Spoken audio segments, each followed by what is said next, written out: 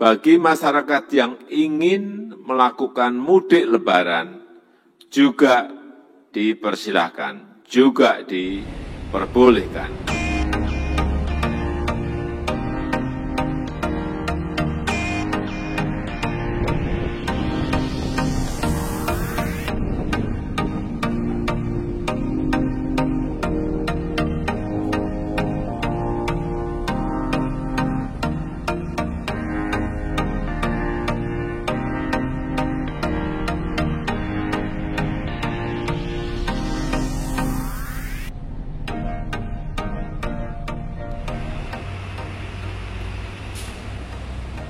Saudara-saudara sekalian yang saya hormati, sampai dengan kemarin tanggal 22 Maret tahun 2022, perkembangan pandemi COVID-19 di negara kita terus membaik. Karena itu, pemerintah memutuskan untuk mengambil beberapa langkah pelonggaran. Pelaku perjalanan dari luar negeri yang tiba melalui bandara di seluruh Indonesia tidak perlu lagi harus melewati karantina. Namun, pemerintah tetap mewajibkan pelaku perjalanan yang tiba dari luar negeri untuk melakukan tes usap PCR. Kalau tes PCR-nya negatif, silakan langsung keluar dan bisa beraktivitas.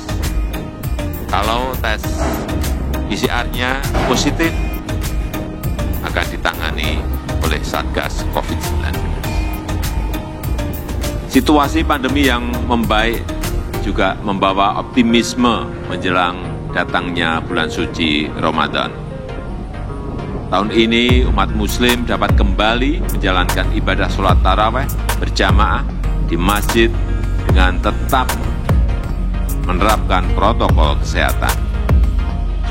Bagi masyarakat yang ingin melakukan mudik lebaran juga dipersilahkan, juga diperbolehkan.